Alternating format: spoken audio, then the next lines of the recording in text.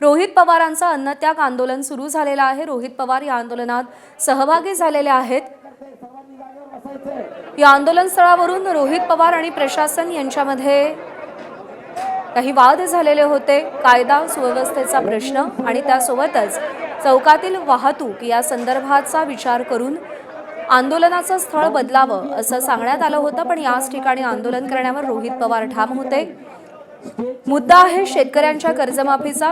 सरकारनं ज्या अटी ठेवलेल्या आहेत त्या अटी मागे घेऊन सरसकट कर्जमाफी करावी आणि शेतकऱ्यांना दिलासा द्यावा अशी मागणी रोहित पवार या आंदोलनाच्या माध्यमातून करतात।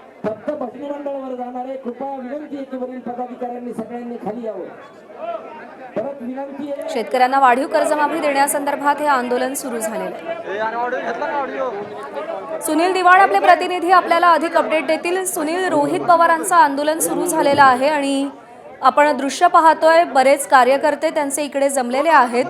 आंदोलनाच्या स्थळावरून प्रशासनानं नोटीस देखील बजावलेली होती, पण रोहित पवार त्याच ठिकाणी आंदोलन करताना दिसतात। काय अपडेट्स आहेत? ज्या पद्धतीने रोहित पवारांनी जाहीर केलं होतं, प्रशासनाने विरोध करून सुद्धा त्याच ठिकाणी आंदोलनावर ते ठाम होते आणि त्याच पद्धतीने आज इथं आता आंदोलनाला पोहोचलेले आहेत। थोड्या वेळापूर्वी ज्यावेळी रोहित पवार पंढरपुरात पोहोचले त्यावेळी ते पायी चालत नामदेव पायरीपाशी गेले होते। तिथं महाआरती केली आणि तिथं त्यांनी विठ्ठलाला साकडं घातलं होतं की या मुख्यमंत्र्यांना सुबुद्धी मिळू दे आणि आमच्या ज्या मागण्या आहेत त्या मागण्या मान्य करू देत, अशा रीतीनं सुबुद्धी मागून ते आता आंदोलन स्थळी पोहोचलेले आहेत। मोठ्या संख्येने समर्थक जमा झालेले आहेत, पण एक नक्की आहे की यामध्ये समर्थकांमध्ये मोठी संख्या ही कर्जत जामखेड या भागातून आलेल्या त्यांच्या समर्थकांचे स्थानिक समर्थक इथं फारशा प्रमाणात दिसत नाहीयेत, पण या आंदोलन स्थळी मोठ्या प्रमाणात गर्दी आणि पोलिसांनी चांगला बंदोबस्त ठेवलेला आहे। प्रशासनाची भूमिका नेमकी काय आहे? कारण का नोटीस बजावण्यात आलेली होती, कायदा सुव्यवस्थेच्या प्रश्नाचा मुद्दा उपस्थित करण्यात आला होता।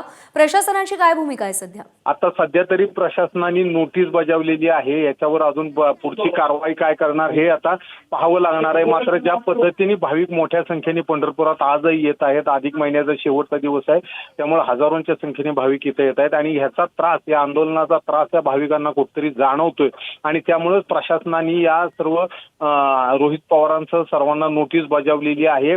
त्यांना आंदोलनासाठी दुसरी जागा दिली होती, मात्र त्या ठिकाणी आंदोलन न करता त्यांनी या प्रमुख मार्गावर स्टेज मारून आंदोलन सुरू केल्यामुळे प्रशासन आता काय भूमिका घेतंय पाहावं लागणार आहे। वरिष्ठ पोलीस अधिकारी इथं पोहोचलेले आहेत आणि आंदोलनस्थळी आता रोहित पवार आल्यानंतर आता त्यांची काही चर्चा होती का हे पाहावं लागणार आहे। सुनील, अपडेट जाणून घेत राहू। तूर्तास धन्यवाद दिलेल्या माहितीसाठी।